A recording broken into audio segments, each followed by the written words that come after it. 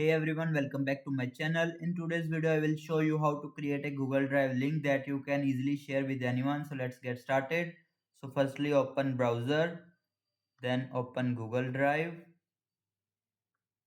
Now upload or select a file. We will upload, file upload like this.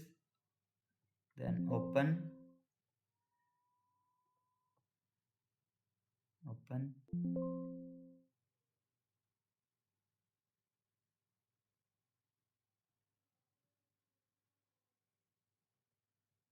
You can select any of the file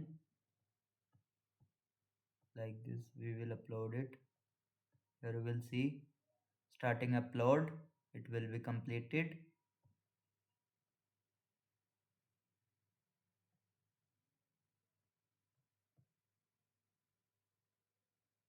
Now click on three dots. Here you will see share. Then click on share. Now change link access like this. Journal access restricted to anyone with the link. Then click on copy link. Then done.